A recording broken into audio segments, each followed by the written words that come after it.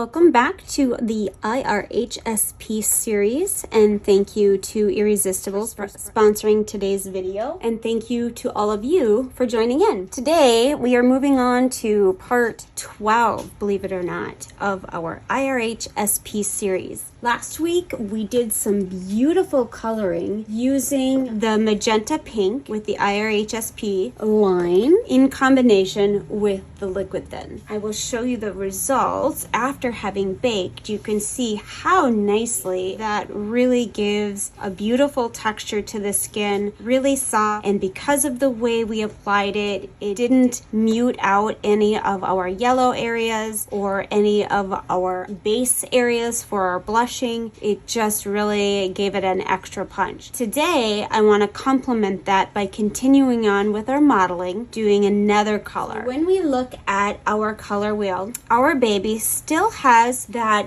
warm undertone to her. So she's got a little bit more of that yellow-orange undertone. So what I want to do today is I want to do a layer of our green model. Now, some of you may say, well, if you use green, that's going to neutralize that red undertone. That is why we are going to avoid using the green in any of the base areas that we had already applied our blushing, and we will do it more selectively. So today when we create our green, I'm going to use the IRHSP Green. You can also create your green using your yellow and blue in equal parts. We'll give you green as well. I just figured I'd show you another of their colors so you can play around and see what it looks like. Because we're going to do more model, I don't want to have a thinner consistency. I want a very similar consistency that we had used last week. So I'm going to mix this up a little bit. Using my squeegee, I'm going to pick up a little bit of this green pigment. Probably a little much there, but that's okay. Gonna get my excess off onto my jar here. Then we're gonna use equal parts of our liquid thin. Do 5 drops and mix that up a little bit. Now obviously this is a very bold and dark, and I want to soften that out a little bit for our model.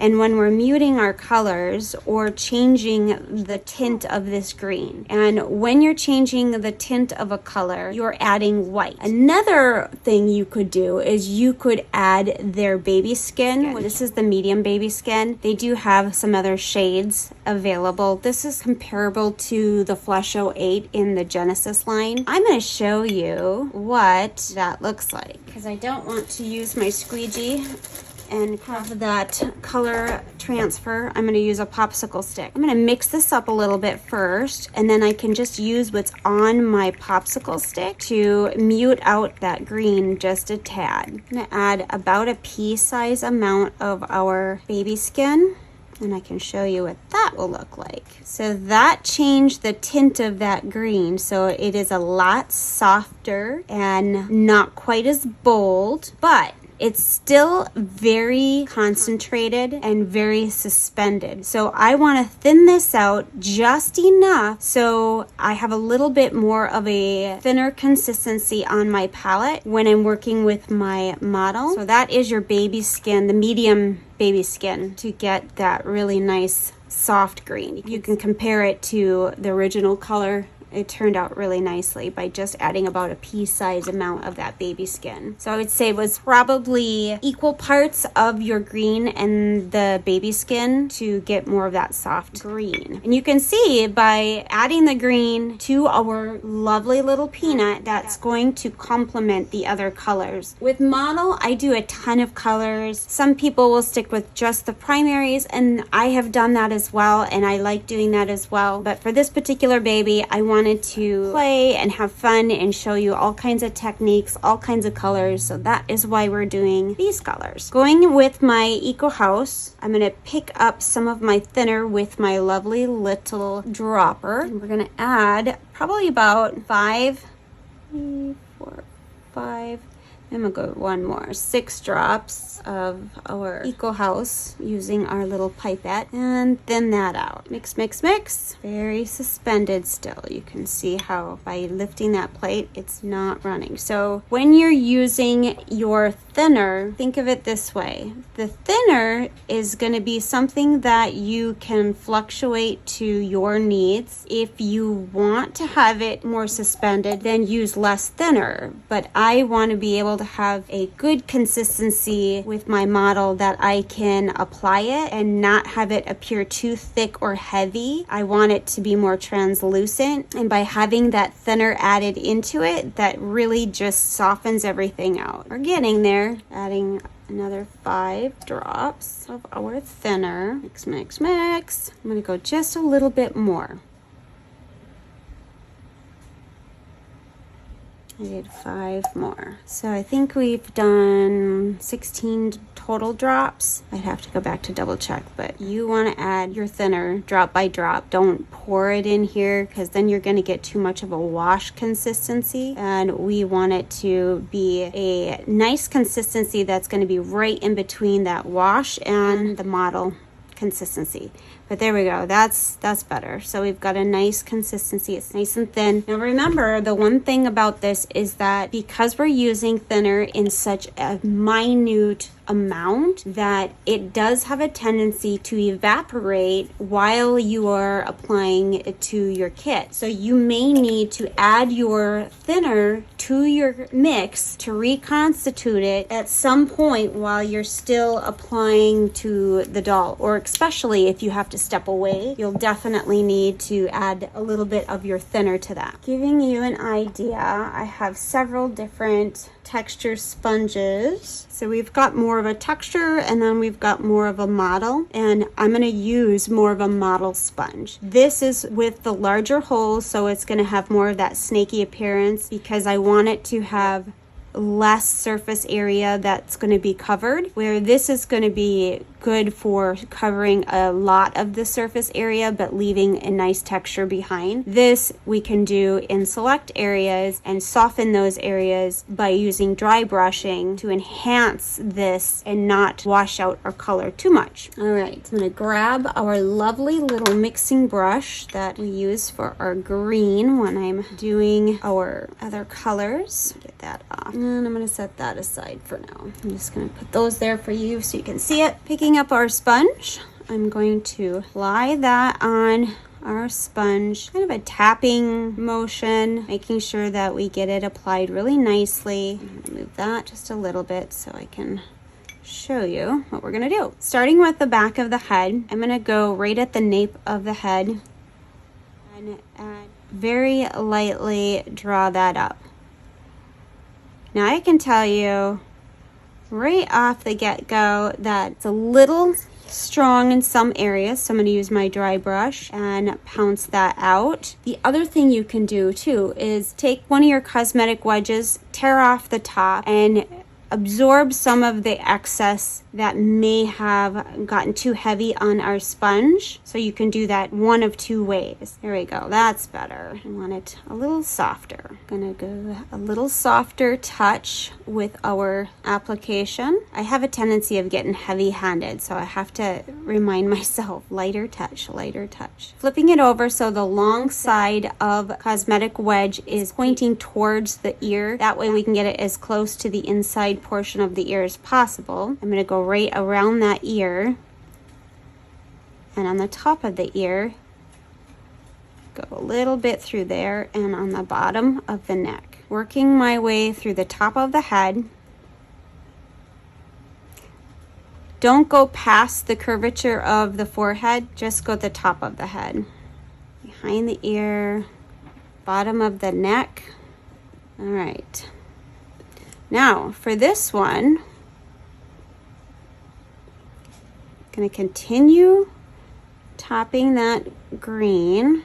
Now we're going to do this in selective areas. So with model, a lot of people say don't do it model on the face. Now I've seen both ways, and I don't have any problem with putting model on the face because then we can blur it out by using our dry brushing or by using our cosmetic wedge. With this one, I'm going to go around that forehead area Don't apply more pigment to your sponge when you're on the face because you want it to be softer and not as stark as we were in the back. So at the bottom sides of the chin and underneath the lip a little bit, right through the bottom of the eye, and I'm going to go across the bridge of the nose, right through there, and do a little bit there, just a tiny bit. I'm going to go right above the eyebrow bone a little bit here. Then I'm going to take my dry brush. I'm just going to blend that real softly so it just melds into the face really nicely. Do a little dry brushing in the back here. I'm going to get my larger dry brush. This is the Eco House. I believe it's a concealer brush or a foundation brush. And by doing the dry brushing, that's going to blur out those edges even more, so it has a little bit more of a blotchy appearance to it, because I don't want it real defined. I want it just soft and subtle. Oh, that looks good. I think I want to add just a tiny bit more through here, kind of by the corners of the eyes.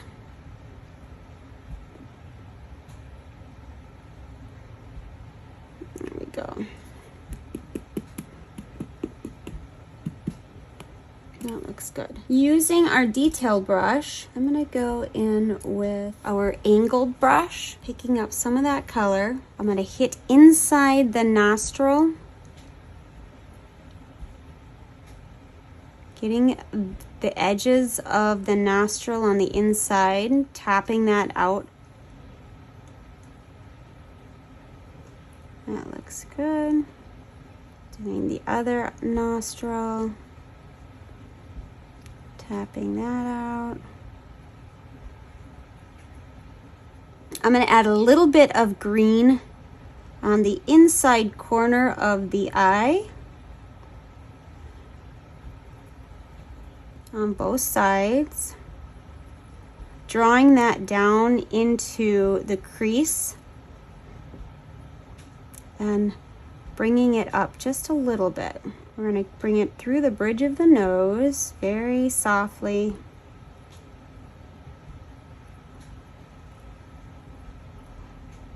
And then I'm going to use our dry brush and soften that up a little bit. We're going to do the inside portion of the ear.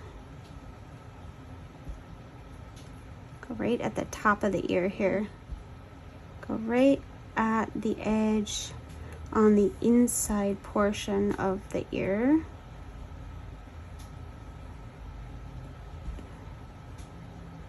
We're going to go right up here.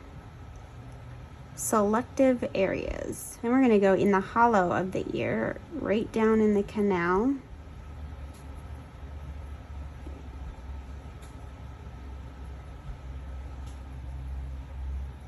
There we go. Doing the other side. Okay. Getting that inside edge and in the hollow of the ear.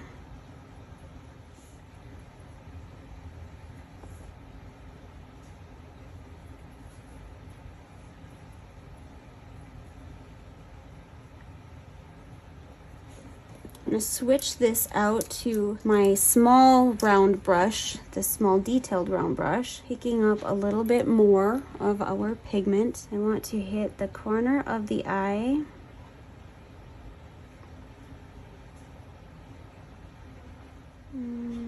Go through here.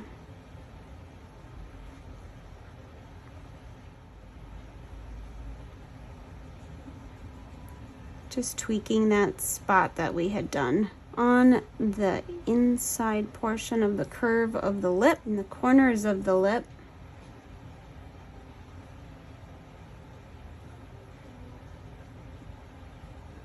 And right underneath the lip.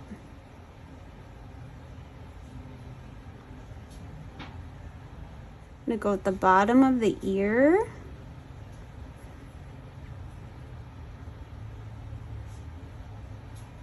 And right at the top. Right through here. Right at the top. Now you can see that it's already having flashed by the time we got done. All of that in the back has flashed. It just melds really nicely with the other colors that we've used and softens everything and pulls everything together. All right, we're gonna move on to the limbs. Same thing that we had done with the head, we're gonna do on the leg. However, a little bit more selective areas. Taking a look at my consistency of my pigment. So we're still doing okay. I'm gonna tap a little bit of this color on top, working it in. Reminding myself, light pressure. I'm gonna start at the back of the leg. I'm not gonna go all the way up to the edge. I'm gonna go in the back of the leg, very softly, bringing this around so it's on the thigh portion and above the knee, so right in through that area. On the side of the knee, both sides, we're going to do the back of the leg between the heel and the underside or crease of the knee, the back of the knee.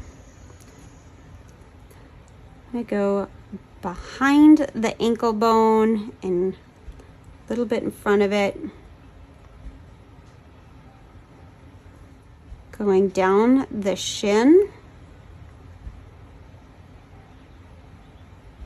And this one I'm going to do just a little bit on the top of the foot and right at the arch of the foot, using our dry brush, blending that out a little bit through there and softening this out.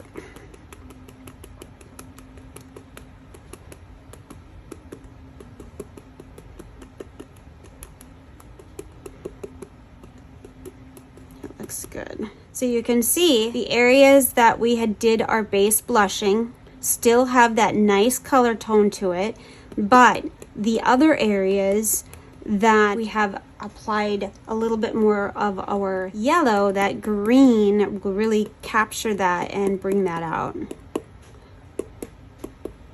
Okay, that looks good. So you're going to do the same thing to the other leg that you did to this one. This layer is going to be super simple and easy and quick to get through. I'm going to leave my dowel in for doing the arm. And when I go back to doing the other leg and the other arm, I will probably add a few more drops of my thinner in here because it's already evaporating quite quickly, leaving the paint being a lot more pigmented and bold. So I want to make sure I soften that out a little bit. So I'm going to go right on the inside portion between the top of the arm or the flange and the elbow, right inside the crook of the arm, on the top of the arm, side of the elbow, down through the side of the arm, underside of the arm. We're going to go right through there, avoiding the actual crease. I'm going to go right inside the palm of the hand. And we're going to do one little bit on the top of the hand. Okay. Dry brush that out so we can get that nice and blurred out. So we still have that mottled effect, but it's softened so that way we can enhance the colors and use this as a complementary color versus covering it. There we go. That's so pretty. Love it. All right, you're gonna do the other arm on your own. You're gonna do one layer of this, and then after this layer is done, you're gonna go ahead and bake this one. All right, that looks good. So moving on. You guys continue doing that. bake this layer at 265 degrees in a preheated oven. Once that has been completely baked, you're gonna allow that to completely cool, and we're gonna go back to doing the next layer. So hang tight. All right, guys, we are back, and we are gonna move on to our next layer, which we are going to go back and do a little bit more of our blushing to build on the base blushing that we've already started to bring out those colors even more. I have gone ahead and dated our map. We've had to move on to a second paper towel here. I got to come up with a better solution. However, this will make do for now. So we had finished up with our green model, doing that in specific areas and avoiding others, such as the areas that we did our base blushing, which we are now going to build even more. With our blushing, what we're going to do is we're going to use our primary red, which I will show you is your lovely Irresistables IRHSP red. Just going to set this aside, and then we are going to add just a touch of our black to bring the tone of that red down just a hint. You can omit that if you choose to, or you can just go with the red. I want to slightly darken that red up even a tad more, so I chose to go ahead and add a little bit of the black. With our primary red, you're going to get your squeegee out. I'm going to mix my red up just a little bit using my lovely little popsicle stick. Sometimes the paints can separate a little bit if they've been sitting in the pots for too long. By stirring them up from time to time, that kind of helps with that separation. You'll also see on the directions of your IRHSP that stir well before use. So if you've used it frequently and it hasn't been sitting very long, you don't need to necessarily do it every single time. But I haven't been using my primary red for a little while. Excuse me. So I went ahead and stirred that up with a popsicle stick. And then I'm going to use the remnants on my stick as the color on our palette, because I am one of those that hates wasting. That looks pretty good. Got most of that off. This is a lot of pigment there, so I'm gonna some of it back. All right, move this aside. If I get this into a little pile here, it's about the size of a pea, kind of a smush pea here. And then I'm gonna add a touch of black. And when I mean touch, I mean a very small amount of black. And again, I have not used my black in a while, so I am going to stir that up. And I'm just gonna flip my stick over and use the opposite end. You can see just how much I'm using. Touch more. Okay, and for sake of not wasting my product, scrape off the rest of this back into my jar. I'm gonna set my black aside. And we're gonna add our liquid thin. With the liquid thin, your ratio is gonna be basically a 1-to-1, equal parts of your pigment to your liquid thin. So I'm gonna add just enough of my liquid thin to equal about a pea size. Maybe one more. There we go. And then we're going to mix this up. You can see by adding that little tiny bit of black how it richens the tone of that red up just a little bit. Not too much, but gives it a little bit more of that depth to our red, which is, I'm sitting here saying tone. Let me correct myself on that. Tone is if you're adding gray, and if you're adding black, that's your shade. So we want to darken it a little bit, bringing that shade down. I often intermix the terms, so I apologize if I caused any confusion, but yes. So black will change the shade, so we're bringing that shade down just a little bit so that it's a more rich red versus your brighter red. Just for instance, you can see the comparison between your original red, and by adding just a touch of black gives that a lot more richness and depth to that color. So that is why we added that. And then I'm going to take my lovely remnants that are on my squeegee, and I'm going to add that to my other pigment here. This is my kind of my go-to palette where my excess pigment gets put to use for another day. All right, for the red, we're going to emphasize those areas that we did our base blushing on earlier using our round brush in a stipple technique. You're going to need your round brush and you're going to need a dry brush for this. You're going to pick up your color by pouncing your round brush right into your color, and then once I pick it up, I will tap it on the glass just to get that pigment dispersed evenly through the bristles so I don't have a huge glop sitting on the tip of the bristle. And then I'm going to go through and start adding my red to where I want to see my blushing. So I'm going to add just a touch. Light pressure. I know it seems bold, don't worry about it. It will look beautiful when we're done. Then you're going to take your dry brush, press that out just a little bit, because I want to see a little bit of the texture, but I don't want it to really stippled. I just want to have it a little bit more softer. I'm not picking up any more of my red, using what I have left on my brush. Blending that, so I'm using it in the cheek area, and I'm going to bring it around in like a backward C motion up through the temple towards the top of the forehead.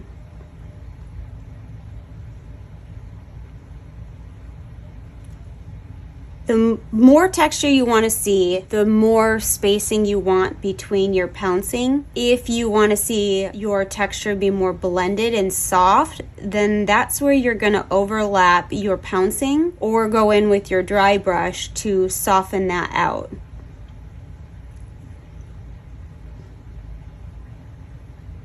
Bringing that up into that forehead area. Using our dry brush, and I'm going to get into my larger brush, tapping that out a little bit. Once I get that initial blushing down, then I can go through and tweak and adjust as needed. And when I'm picking up my pigment, I'm tapping it into the areas that I've already pressed out on my palette. I'm not going right into the center of my pigment, just picking it up on the edges there. I'm gonna go through on this side.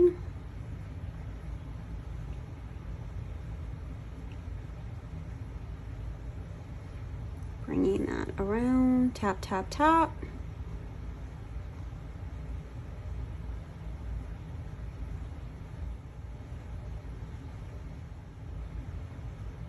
Taking our dry brush, pressing that out.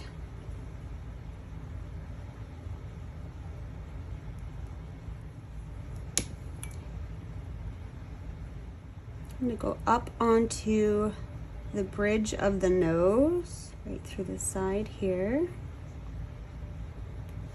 I'm going to avoid the very, very edge of the nostrils, but I want to go around like in a circular motion around the tip of the nose.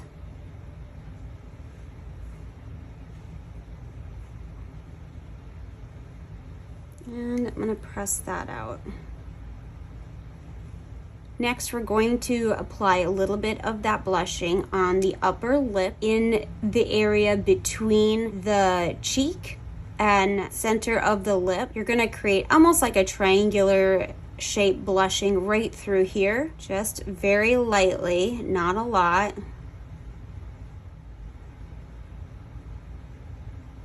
And in through here.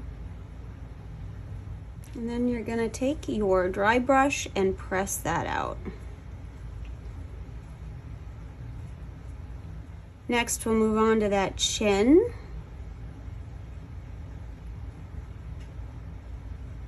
We're going to take the red blushing that we're applying on the very tip of the chin and drawing it out on each side of the bottom of the cheek above your fold, and joining it with your cheek.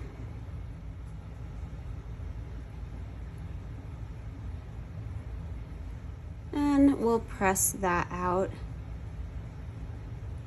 I want to see a little bit more texture, so I don't want to go over it too much with my dry brush. We're going to apply some, let's see here, we did not finish going up through the side, so we're going to go that C motion. Here was a backward C. Here's like if you're doing a regular C. I find it easier to work from the cheek up and around.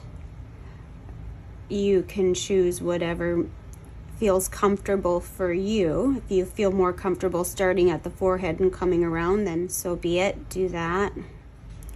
Drawing it up towards the top of the ear. Press that out a little bit. Looks good.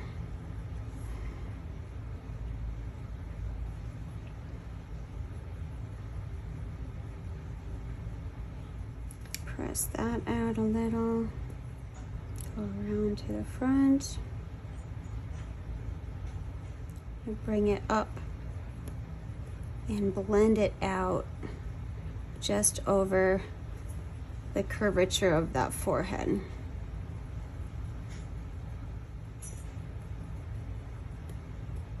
Doing a little more pouncing because I want it to be a little bit more blended.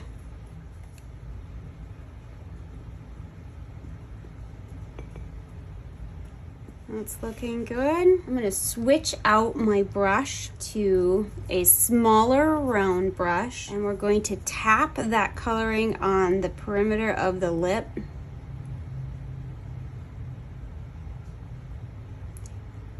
Tap, tap, tap, and then pulling it down into those creases.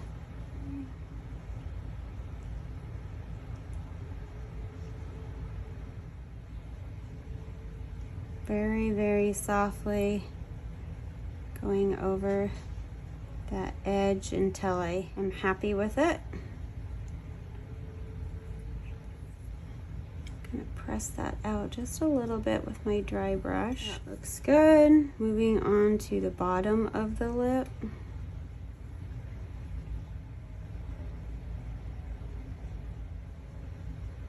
Continuing along that border.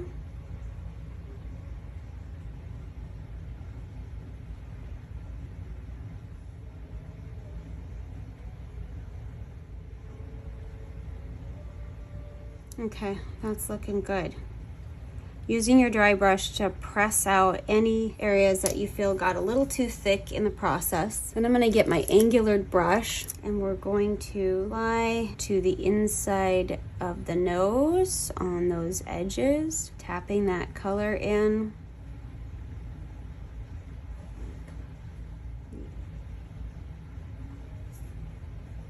Doing both of the nostrils. And then we're going to do right in the center of the lip, just a tiny bit. Taking our small little round brush again, I'm going to go in the center of the eyes. Drawing that over to the corner of the eye.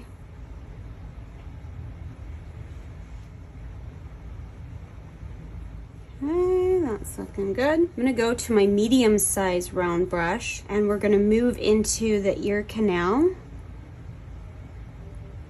Tapping that color in. If you opened the ear canal, be mindful, the more you are applying your pigment on the very direct edge of where you opened your vinyl, the more it will build. So you want to go just on the perimeter around the edges and draw it towards the center, not center out. And then drawing that up through the edges there. Dry brush, press that out a little bit, going in creases there, drawing it up the edge of our ear. Pulling that color or the pigment up to the sides and then using our dry brush to pressing that out a little bit.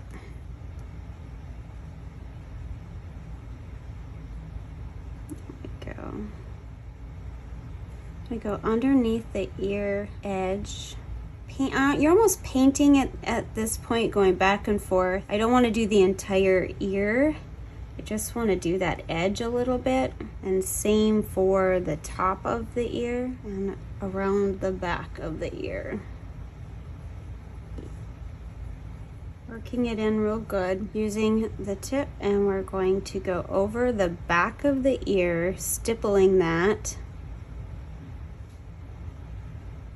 And that looks pretty good. We're gonna do the same on the other side of the ear. Next thing we're gonna do is we're gonna take our larger round brush again, picking up that pigment and tapping it into the bristles so that it's evenly distributed. You're gonna apply some blushing between the crease underneath the chin and the first fold by the neck. So right in between the two, very lightly, bringing it around and drawing it towards the ear. And opposite side. Gonna keep pouncing that out so I soften that out a bit. Bring it towards that ear. And then I'm gonna take my dry brush, press that out a little bit.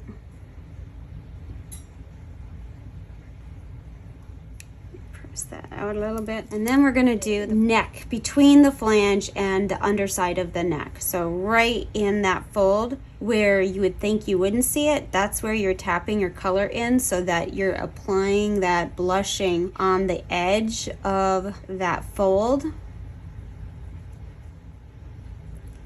Working all the way around the neck.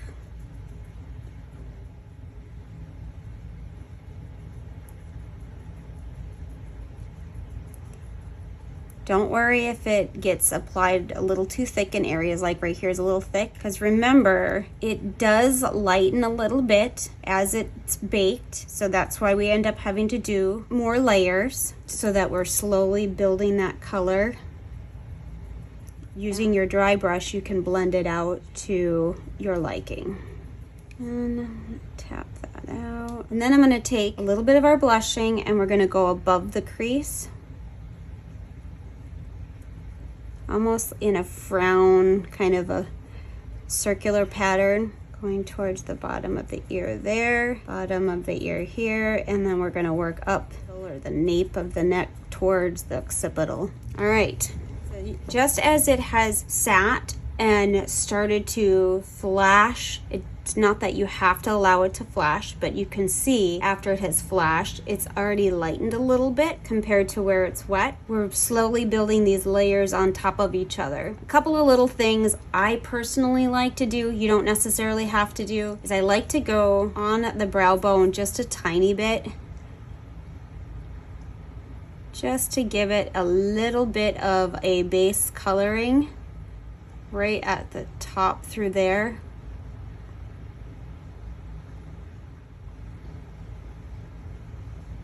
I just like seeing that little bit of red color when babies start to yawn, or if they've been crying and their little eyebrows or their noses turn red a little bit. I like to see that. I think that looks so sweet. And press that out with your dry brush. All right, we're gonna set that aside and then we're gonna move on to the limb. Starting with the leg, we are going to do the same thing that we did with our sweet little Christopher's face. I am going to pick up a little bit of our pigment. And just as an example, I had stepped away for half the day so that I could do some babysitting and left this guy out.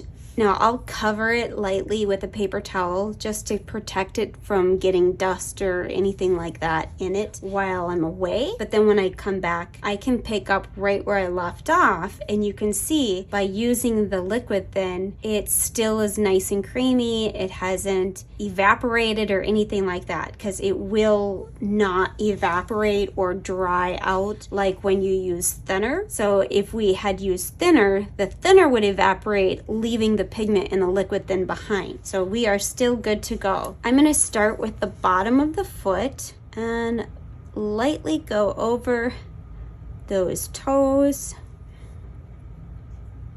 brushing that on, being careful not to get it on the toe nail. Just want it on the tip of the toe, and then we're going to press that out. I need to get a smaller one. That's better.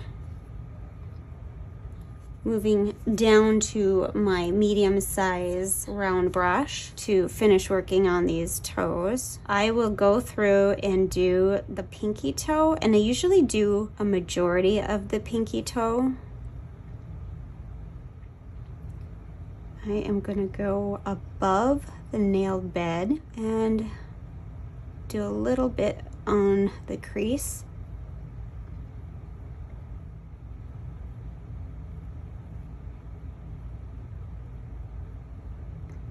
If you end up getting a little bit on your nail bed, don't worry, don't panic. It's not gonna be detrimental. Remember, you haven't baked it yet, so it's still okay. Now here is where you need to decide what you like. With the knuckles, I have a tendency to lean more on the yellower side for the knuckles themselves, and this is a personal preference. Most oftentimes, I will leave those yellow and then do blushing on top and below the knuckles, depending on what I want to see. I'm bumping down to the smaller round brush, and I'm gonna go right at the top of the toes.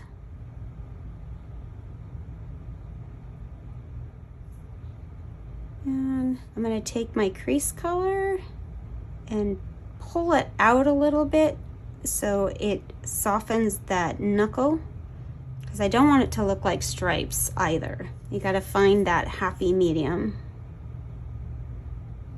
Drawing that pigment from the sides towards the inner portion of the toe. I'm going to jump back into my medium round brush, and I will do a very light dragging motion with my blushing just on the top of the foot, and I'll go between creases. Light touch, not too heavy. So you can see how it gives that nice appearance of blush coming through there. You can do however much or little that you like. I like to do a lot of blushing between creases.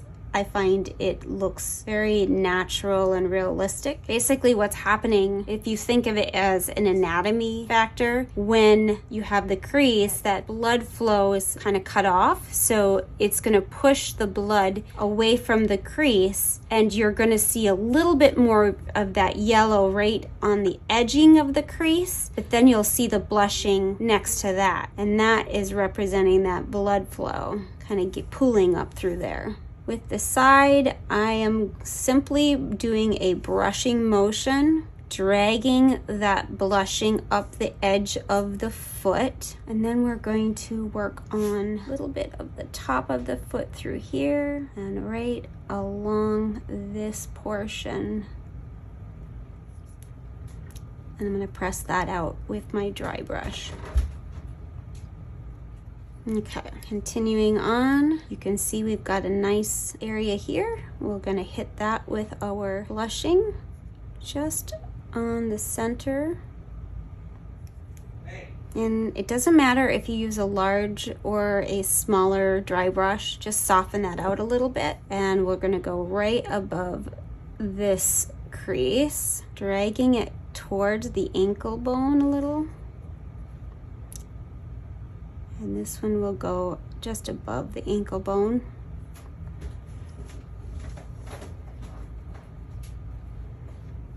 And a little bit above that one. Just a tiny bit. Pressing that out. Flipping it over, I'm going to take my smaller brush, the smallest round brush, and I'm going to hit between the creases through here.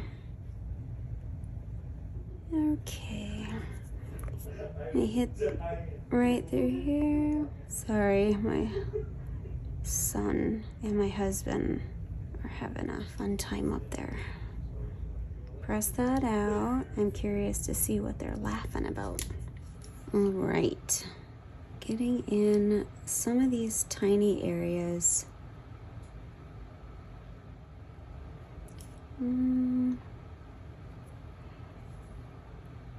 all these little creases through the side here.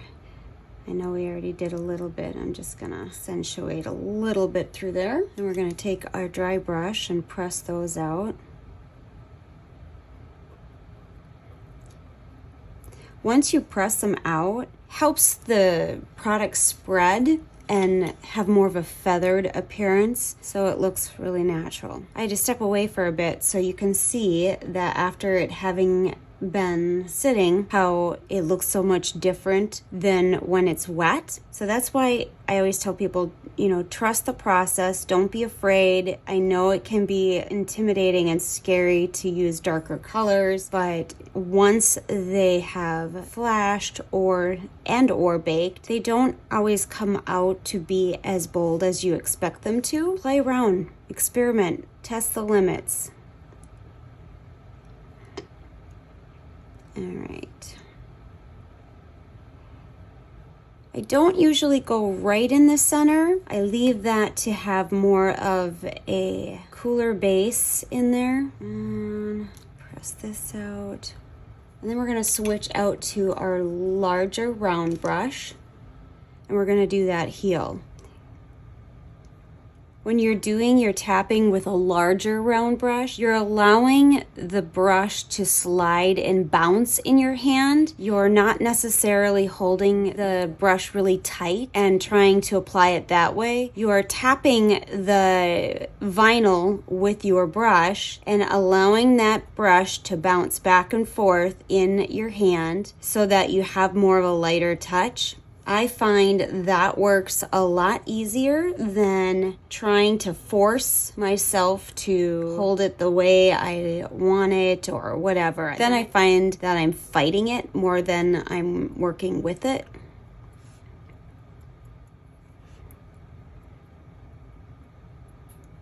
Go in through this fatty part through here.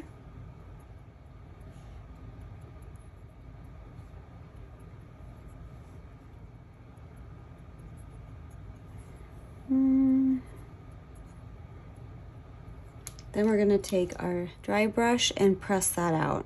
And I'm pressing more on the edges than in the center. Pick a little bit more up through here. Press that out a little bit. I'm going to drop down to my medium brush and we're going to do the back of the heel. See if I might have to go to a smaller one. Yeah, let's go to a smaller one. I'm gonna go to the smallest round brush. You got some little creases in here that I wanted to accentuate.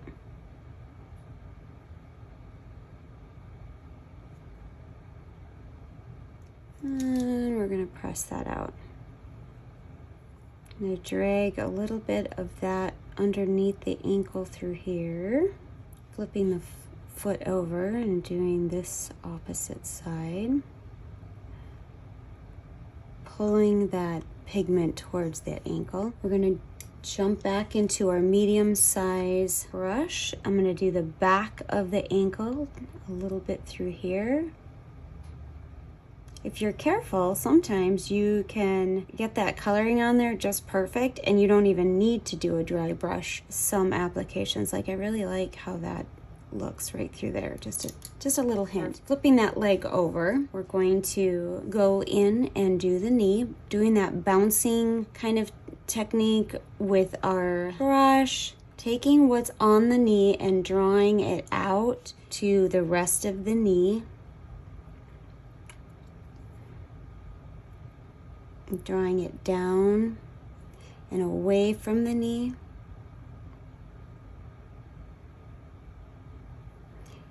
And holding your grip a little tighter as you're pulling the pigment away from the center of the knee.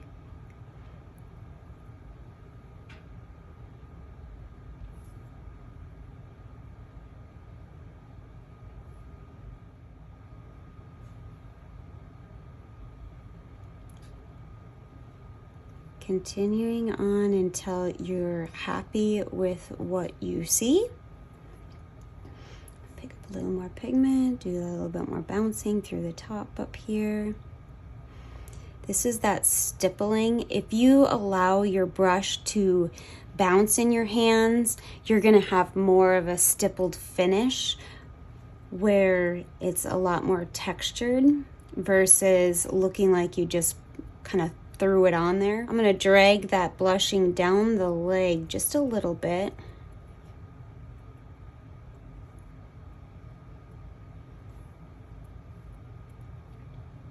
There we go. And that looks really good. I'm gonna flip that leg over, doing the back of the leg right in front of the crease, just a little bit. Hanging on to my brush a little bit more. And then I'm gonna switch it out to my dry brush and press that out just a little bit. We want it a little softer. Being careful not to ruin our beautiful knee. Flipping the leg over and doing the opposite side on the top. And where you see these folds, you're gonna accentuate those. I always do almost like a triangular shape through that fold right in the knee area here. Drawing it out to the side through here. We're almost done with the leg, guys. I know this video is a little bit on the longer side. And then we're going to do the folds up through here.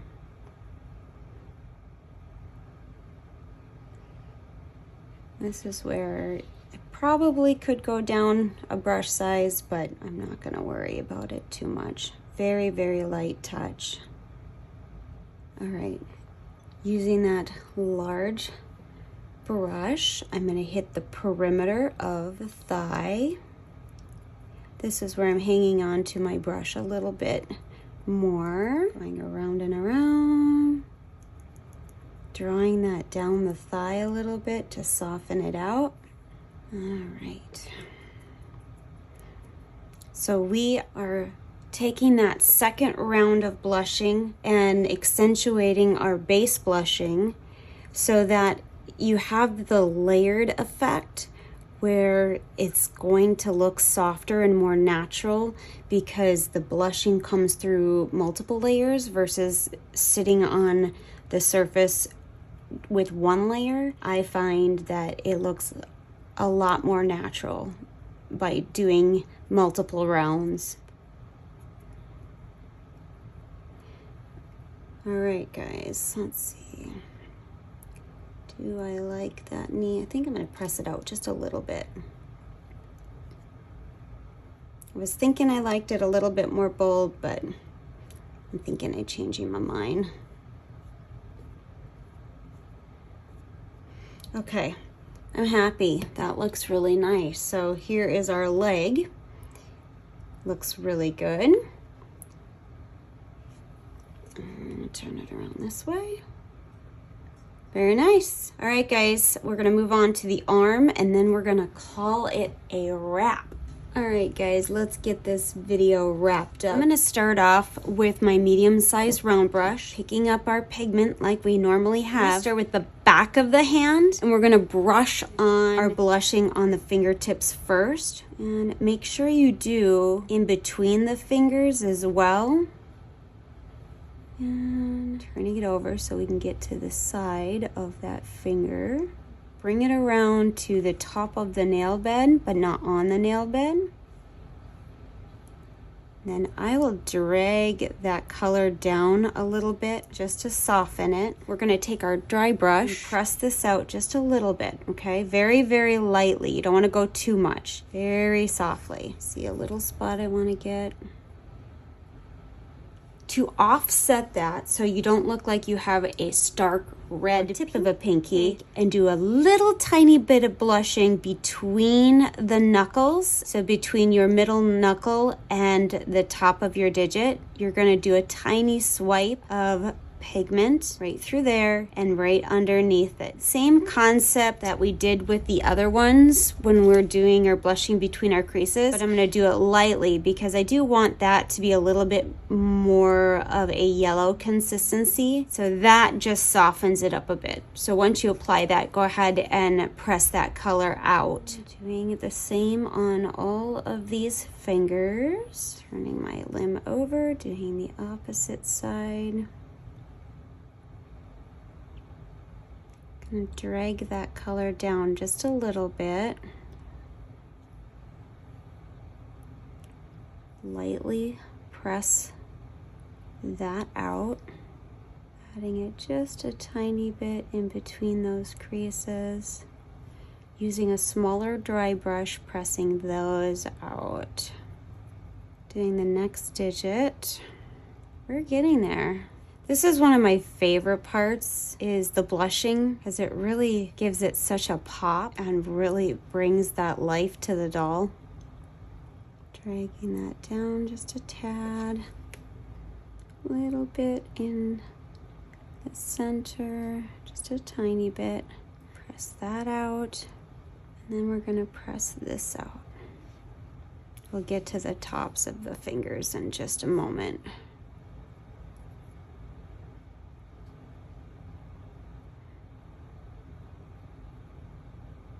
Almost there.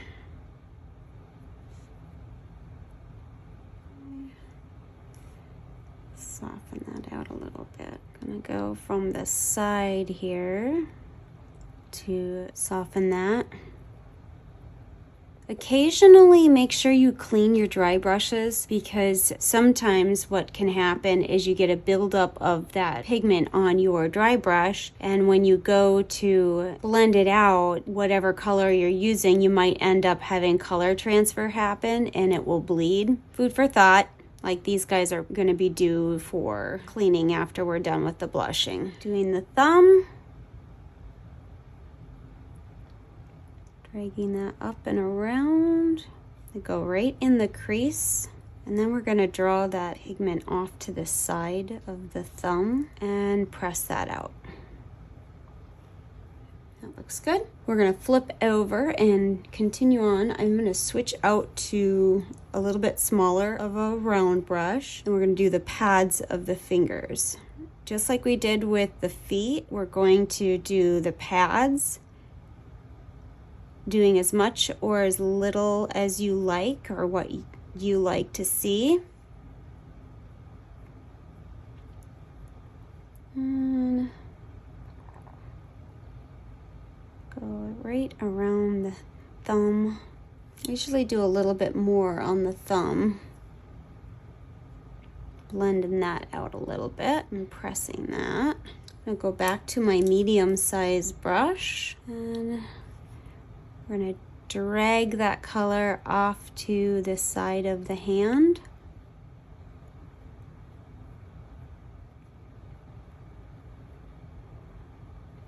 And pressing that out.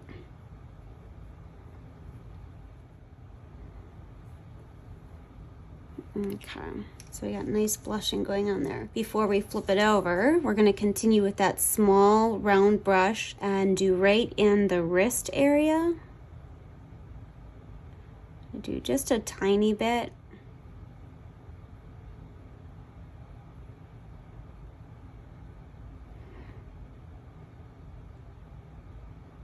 There we go. Press that out a little. See how nice that's looking? Flipping it over to this side, continuing with our small round brush, I'm going to work with my wrist, dragging that over the wrist between those two creases, the upper, there's a crease there and there's a crease there. You want to get a little bit of that blushing in between those two, and then right underneath it. And we're going to blend that a little bit.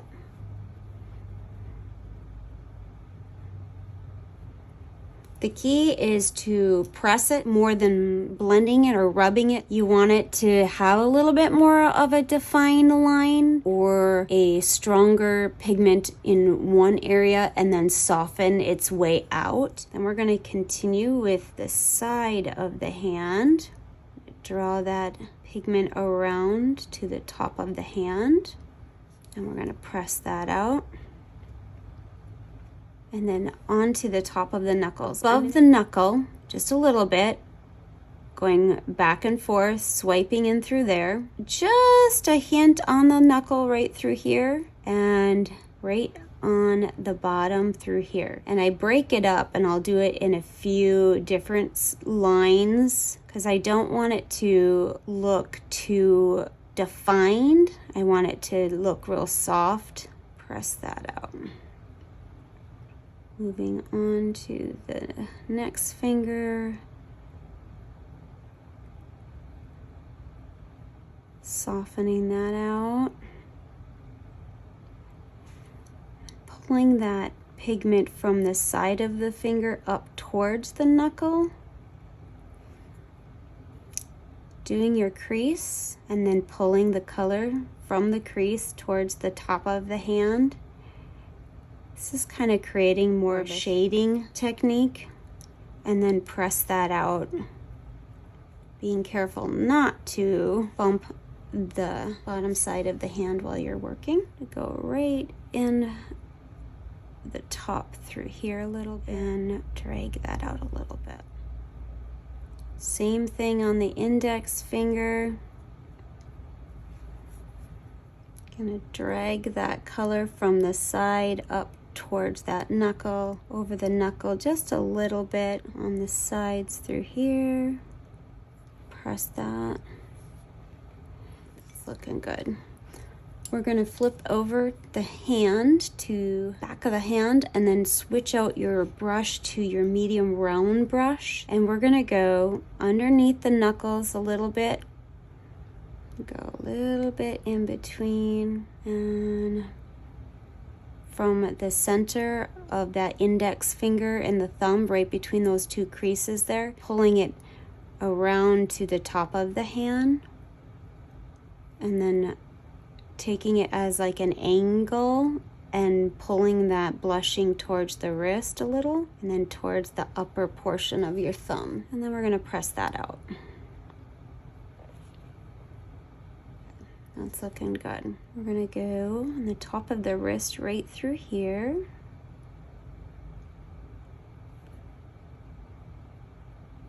Then we're gonna switch to our larger round brush, doing that tapping motion.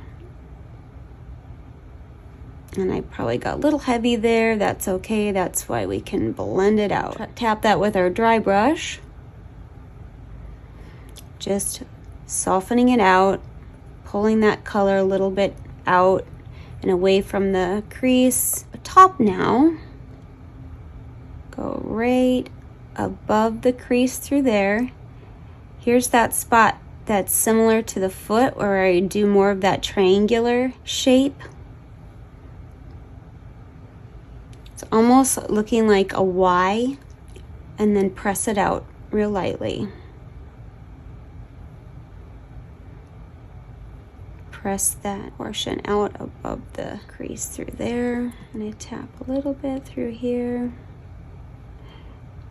going through here. You're almost there, you guys. I wasn't gonna do the blushing with our previous green model layer, but we had gotten through that model layer so quickly. It was such a short video that I decided, we'll throw in blushing, and went a little bit longer than anticipated. So sorry about that. All right, that looks good. Moving our arm over, flipping to that elbow, doing that tapping motion, tap, tap, tap. Letting that brush bounce in your hands. Drawing that pigment down the arm just a little bit. Drawing it away from the elbow.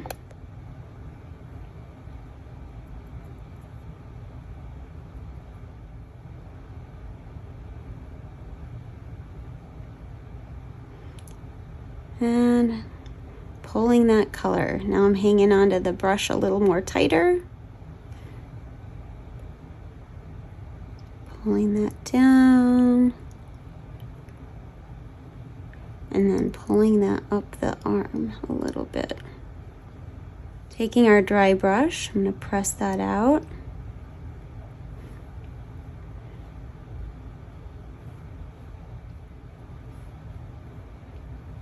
I'm going to go a little bit above the wrist bone here. Okay. Turning it over, just checking and seeing how I like it. Again, this is where you guys gotta decide what you like. If it's too heavy, then don't do it. If it's not enough, do more. Totally up to you. But these are the key areas that I will usually blush. All right, so now that we got that, we're gonna use our dowel so we can hang onto the limb a little easier and not bump what we end up doing through here. Go with my smaller round brush just so I can get into these creases right above this crease, right in through here a little bit, pulling that to the side. Get our little dry brush, press that out.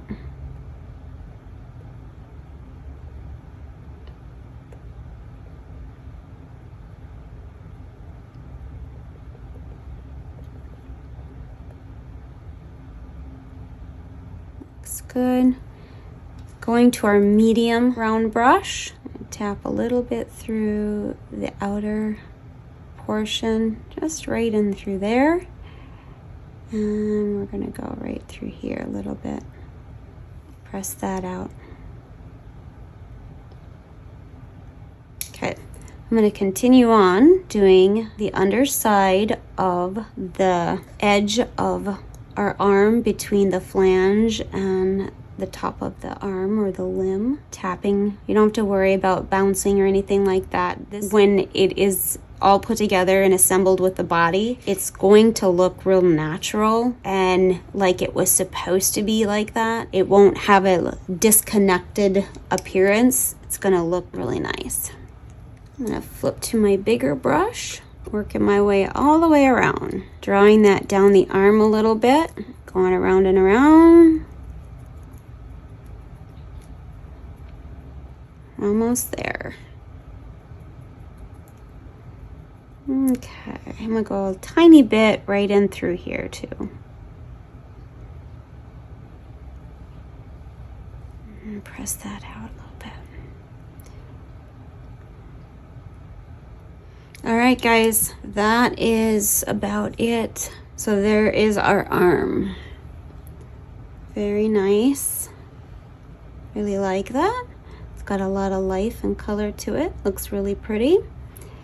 You guys will move on to doing the opposite leg and arm on your own. And then once you get completed with that, you'll preheat your oven to 265 degrees. Make sure you have that oven thermometer in there. Bake that at 265 degrees for 10 minutes, keeping a very close eye on your limbs and your head, making sure not to walk away because your oven can fluctuate in temperature. It's very common for that to happen. So stay close when you're baking and check frequently. And then next week we will come back to our next layer. But before we go, let's put our blushing on our color map. And just kind of do that. I'll know what that means. All right, so move that out of the way and it will show you where we're at on our total map. So there we go.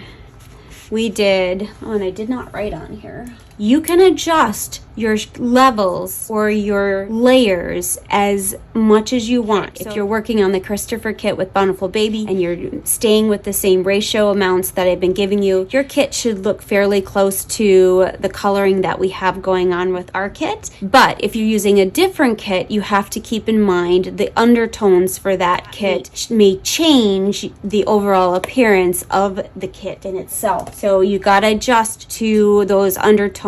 Keep thinking about it. right in that factor. But I'm super excited because we are nearing the end of this little peanut. I'll probably do a wash going up next, but we'll see. I have to think about it. I want to see what I want to do. But for all of you who've joined in, thank you again for your patience and watching, and hopefully you've learned something new. I really appreciate it. Thank you again to Irresistables for sponsoring today's video. And make sure you guys subscribe if you haven't already done so, and click that little bell so you get notified when we post our next video. And for those of you that are interested in checking out our memberships, jump on your desktop version and you can see some membership videos that we have and extra perks on our membership levels to help support you in growing and help support your artist. And I will see you guys all again very soon.